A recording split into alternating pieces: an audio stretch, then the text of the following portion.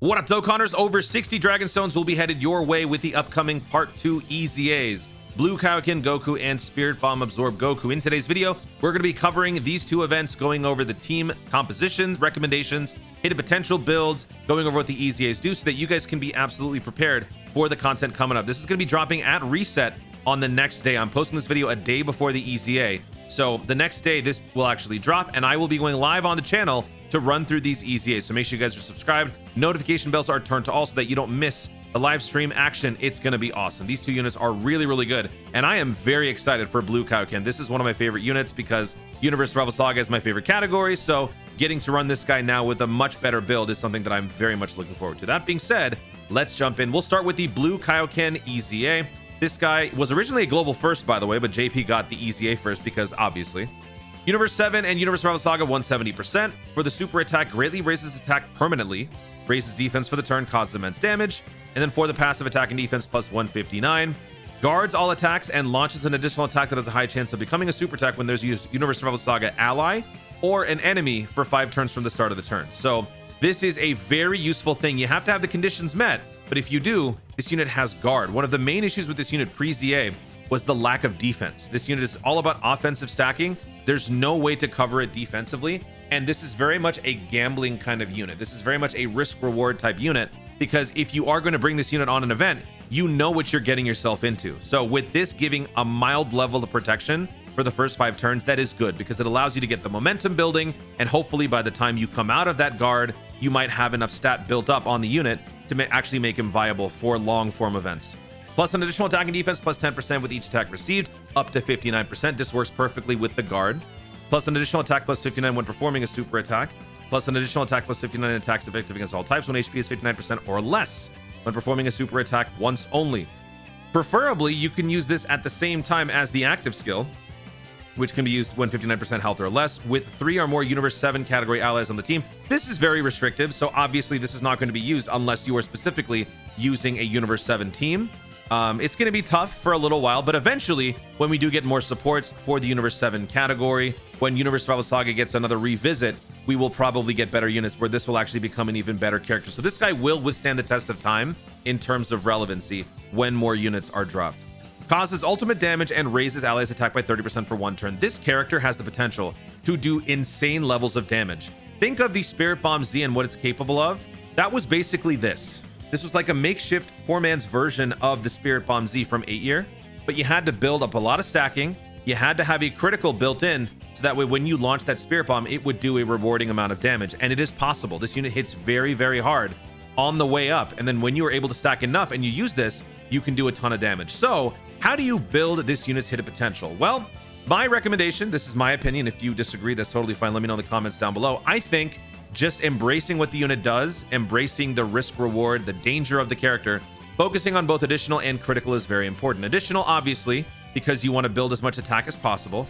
Also because you can give yourself extra cushioning and defense, especially early on in the first few turns where you've got the potential for launching an additional super attack in the passive. Having another one on top of that would give you typically 3 super attacks in 1 turn with guard. That would make for a very, very good defensive presence for this unit. So I think additional is important. Then of course critical, because you want the hits to land and you want them to hurt, right? And especially the Spirit Bomb. If the Spirit Bomb gets a critical after all that buildup, that is going to be a very, very powerful attack. So for me, I think focusing on both is important, or for you in general. But for me personally, I chose to go max critical because my focus is all about the Spirit Bomb. So this is my build right here. If you want to emulate this, you can. You don't have to if you don't want to. But this is how I want the unit to be built. I gave this unit some critical. This was actually well before we actually got the Power of Wishes EX skill orbs. But I built this guy with extra attack power, and I gave this unit 30 critical. That way, more often than not, those attacks will be landing and hitting very, very hard. Now, speaking of the EX skill orbs, this unit is in the Power of Wishes category. So if you are concerned about not having enough orbs, or potentially you want to try different builds, you could always use the Power of Wishes EX skill orbs that we are currently getting in the game right now. This is one of the reasons why I made that video talking about how you should be doing that event every single day. If you earn extra EX skill orbs, you can place them on this Goku and not worry about, you know, the permanent repercussions if you ultimately decide to change your mind. So hopefully you guys have been doing that. Power of Wishes does give this unit a lot more viability in terms of skill orbs. Now, let's go to the actual Extreme Z Battle event. Pretty consistent stuff. 30 stages, 30 Dragon Stones, with the extra 4 coming from the time attack missions down here. So you want to be getting this done. Category of weakness is accelerated battle, and this unit gains an immunity against int, physical, and super. Now, you can run all of these units. There's no reason not to, except for the fact that you won't do as much damage, but you will still be able to tank, and you will still be relevant defensively. And of course, you have the extra risk with the physical unit being there. So don't think of this as like a deterrent from using these guys. You can, but if you have AGL units, probably prioritize more of them and try to prioritize more accelerated battle villains. So now let's take a look at team composition. So let's go to accelerated battle. Let's see what we have to work with here. In terms of leader skills, actual accelerated battle leaders, not so great. We got the Super Saiyan 3 Goku right there. He's the best one. 130% health, 170% attack and defense. But other than that, there's no extreme unit that's really gonna do wonders for you, except for this free-to-play guy who doesn't give a whole lot. So let's go to the Extreme Z battle window and let's put together our teams right here. Now, before we even start, just know that Caulifla and the God Goku are cheat codes. If you've got either of those characters or both, you could throw them on your team. Let's just say, for example, you're trying to run a full Extreme Accelerated Battles team, right? You're trying to just bring, I don't know, these 4 units right here. Vegeta, Piccolo, Rose, and Cell. Sure, whatever. You don't have enough units to fill out the roster. Well, you could throw on the God Goku, and you could throw on the Caulifla. Why? First of all, Caulifla dodges, so that's a guaranteed 100% damage reduction. The God Goku is in accelerated battle, and this unit has a 77% damage reduction against pure Saiyans. So if you do have these 2 characters, no matter what team you bring, they will work on that team for this event. And also the Spirit Bomb Absorb Goku event, although actually no, either way, they both work wonders. So consider adding them if you need it. But now, that being said, let's go to accelerated battle and let's try to work in some teams so you guys can see what to work with. We'll start with the AGL Extreme. How many options do we have? We have a few here, but that's, of course, I've been around for a while, so I've got a lot of these units. But just eyeballing at the leader skills, we've got Wicked Bloodline right here with the Metacooler. We've got an Android Cell Saga team right there. Those are pretty much the solid leader skills. So let's try Wicked Bloodline first. Let's do accelerated battle, Wicked Bloodline. Let's remove the AGL restriction. So we've got Metacooler, and we've got the free-to-play version. They are labeled differently, so they can be added on the same team. And then it's just a matter of bringing everybody else. You can bring STR units if you want. You can bring int units. You can bring the LR int Metacooler army. It won't do as much damage, but it will help with the synergy on the team, and you have more ways to tank any attacks inbound. So throw on Metacooler. You could honestly just run a full free-to-play team as well, but let's just do this. Transforming Frieza. Let's bring in third form Frieza as well. Boom, there's your team. You want to do a free-to-play version of it? Well, say less. I got you. Let's do this. Let's do that. And let's do that. There you go. Done. Sorry, I just had a hiccup. So free-to-play team is looking pretty good. Pay-to-play team looking pretty good for Wicked Bloodline. But that's not all. We got more. We got the Android Cell Saga. So let's go to that one. And let's see what we got here. We've got Cell. We've got different forms of Cell. All rocking the big bad bosses link too. So this is going to make your team extra lethal. Notice how all of our options are now gone. Don't forget the Transforming Cell has a secondary leader skill for power absorption. So let's check out power absorption. And we could bring one of the Metacoolers. Now, at this point, we've exhausted our leader skill, right? We don't have any more extreme units that are on accelerated battle. At this point, you could either remove the extreme portion. Oh, actually, you wouldn't be able to here, but you could just remove the extreme portion on any of the categories, bring some good guys, or let's go back to what I was talking about and just bring a pure Saiyan, either God Goku, or you could bring Tech Caulifla. And then that pretty much rounds out your team, because now you've got all of your offense here and you've got some extra defense with Caulifla. So that works. Android Cell Saga works just fine. What's another one that we've got here? Transforming Frieza also works as a Wicked Bloodline leader skill. So if we were still looking at that, Wicked Bloodline and Accelerated Battle. If you don't have the AGL Metacooler, if you don't have the Carnival LR Metacooler, you can run the Tech Transforming Frieza or the free-to-play one. Moving on, we do have a Heroes team here. Shout out to Dragon Ball Heroes. We've got a Hearts-led team. You can actually do Hearts with Accelerated Battle. So if we do Dragon Ball Heroes and Accelerated Battle, we don't have too many units crossing over on the extreme side. Yeah. So we've got Janemba. What is this? What's it called? Janemba Black? Modified Janemba. We could bring Super Saiyan 3 Xeno Goku. He's actually really good with a full Heroes team. He has guard, he has damage reduction, so he will do great for you. You could bring more Heroes characters if you want, but honestly, if you want to go full extreme, use the Heart's other leader skill, so get rid of Dragon Ball Heroes and bring in Time Travelers. Time Travelers then brings you in Cell and Vegito and all the other, like, Time Traveler Heroes characters. So all of these guys could then jump in. So you've got a nice team right here. But of course, a lot of you probably don't have the hearts, but this is a nice leader skill if you do have it. Last one that I can suggest is Battle of Fate. So this is going to be the last one for this segment of the video. If you have more teams, feel free to share them in the comments down below. I can't possibly go over every single team. I'm just throwing out some nice ones here so that you guys can be as prepared as possible. Kid Buu will lead Battle of Fate.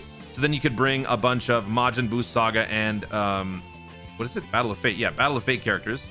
So all you got to do is just simply filter out your options. Bring Perfect Cell, Big Bad Bosses. Perfect Cell, Big Bad Bosses. Vegeta, Big Bad Bosses. All right, that covers that. Then let's go to Battle of Fate. No, let's go to Accelerated Battle and Majin Buu Saga. What do we got over here? Nothing. They're all Kid Buu. So at this point, I'm going to lift the extreme restriction and we'll just throw in some super units. We've got Super Vegito. He will counter. He will tank fairly well. And then, you know, if you've got the 8-year anniversary LRs, you could try those. You could try Vegito. You got plenty of options. So those are your teams for the Blue Kaioken Goku EZA. Now, let's take a look at Spirit Bomb Absorb Goku. I'm going in depth here. I'm going in depth. So now, let's take a look at Spirit Bomb Absorb. This unit is a Super Saiyan's category lead key +4, 150%. For the super attack, greatly raised attack and defense for 1 turn causes Colossal. For the 18 key, greatly raised attack and defense for 1 turn causes Mega Colossal, and lowers attack and defense and seals. You eliminate their super attack, you nerf them, and you raise your own stats. That is a triple whammy, making you very, very good against your opponent. But granted, this only applies to low-end Super Battle Road stages, preliminary rounds of red zones and whatnot, because more often than not, you're not going to be able to do these things to some of the major endgame opponents. So, but this guy's still good. Attack and defense plus 159, plus this one randomly changes key spheres of a certain type to rainbow key spheres, plus an additional key +2 per rainbow key sphere obtained, plus an additional attack and defense plus 10% per key sphere obtained, and for each Super Saiyan category ally attacking in the same turn, self-excluded, plus an additional attack and defense plus 7 per key sphere obtained. So you've got some nuking ability here that they've amplified even more when in the presence of other Super Saiyans. Causes a chance to perform a critical hit plus 7% and reduces damage received by 7% per rainbow key sphere obtained. So here, it's kind of tough in terms of how you build, because on paper, you see that there's potential for a lot of damage with the critical here and the nuking passive, but then also you've got the damage reduction and the insane stat building across both super attacks. So that begs the question, do you go for additionals or do you go for criticals? Do you capitalize on the nuke potential, or do you try to make this unit as resistant to damage as possible? For me, I'm team additional. I would typically prefer to focus on additional so that I can give my unit the absolute most level of protection that I can possibly do. But in the end, it's going to be up to you. But this is how I have built my characters. So let me show you how I built mine. This is also what I mentioned in the video. I said max additional, balanced critical, because I just think that launching potentially multiple super attacks is more important. Even if you don't have enough damage reduction, multiple supers raising those stats will amplify the damage reduction, even if it's as low as 7%. So this is my build. I went for mostly additional, and then I put some critical in there with some skill orbs and some hidden potential. 28 additional, 10 critical. 56% chance of launching an additional, 20% chance for a critical. By using extra additional and possibly launching multiple attacks, you therein give your opportunity to re-roll for more criticals. So maybe the first super attack doesn't launch critical, but maybe the second one does. So that's my opinion on the Spirit Bomb Goku EZA. In the end, things could change, just like with Spirit Bomb Z. You have to check out showcases to really see how the unit functions, to see the benefits, the pros and cons of the unit's build. So if you're not sure how to build the unit, either save your skill orbs, or once again, you can use Power of Wishes skill orbs. This unit does have the Power of Wishes category, so you can use those EX skill orbs to give yourself more options, and there's no penalty if you ultimately decide to change your mind. I did build this guy to an extent before the 8-year anniversary, which is why these guys on the right are not EX. So if anything, I will just be able to swap out the bronze one. So hopefully I'm not making a huge mistake, but I think this unit's going to be pretty good the way that I've built him. So now that being said, let's go through and take a look at the event details. Since this is an LR EZA, the catalyst for more damage doesn't come from the category, it comes from the link. So the LR units will do extra damage. You have to have 2 LRs adjacent to one another to catalyze the legendary power link. If you do not, even if you are in the target Goku category, you will not do as much damage. That is basically like the defining trait of the LR EZA. You have a third of the stages, but they are 3 times as difficult, but also with 3 times the payout. 10 stages, 3 Dragon Stones each, giving you 30, plus an extra 3 stones for clearing stage 7. To this day, I still have no idea why that is a random reward. Why not get 3 stones for clearing stage 10? Why is it stage 7? That's never made sense to me. But anyway, Target Goku is the category listed here because Target Goku allows you to resist incoming damage. Since this is an LR EZA, the unit is probably going to hit a little bit harder and do a lot more damage. So if you've got Target Goku units, you will have a better chance to survive. So offense and defense are very much important here. Here's the problem. The Target Goku category is also very much lacking in the leader skill department. So you're going to have to get a little tricky with it, but there are some nice options. So I'm here to show you some of those options right now, starting with the obvious Caulifla hack. The Caulifla hack still applies here. Blue, or the Spirit Bomb Absorb Goku, is a pure Saiyan. So if you have Caulifla, if you have Tech God Goku, you can use them, although Tech God Goku doesn't have the Target Goku leader or category in there. So you will be relying solely on his 77% damage reduction. But still, you know, if you don't have anybody else, that might have to be an option that you resort to. Target Goku's main lead is the Android 13. So if we want to just run him as the lead, we will get the normal leader skill. Then we simply just filter out the LRs. If you've got Target Goku LRs, run them on the team. The more LRs, the better. Prime Battle Cell, free. Android 1718, free. This unit is semi-free. I don't want to say totally free. He is free, but it takes a lot to get him. This is the Battlefield LR, Mecha Frieza and King Cold. This unit has type disadvantage, but at the same time, you just want bodies, right? You want LRs on the team. This guy does get a little bit of an extra ki boost when in the presence of Super Saiyan enemies. So I might try that on my free-to-play run, but we've got another free-to-play. We've got Tau free-to-play. We've got the LR Metacooler Army free-to-play. So if you don't even have the Android 13, run the Metacooler Army lead instead. But if you do, well, then the Android 13 would work just fine.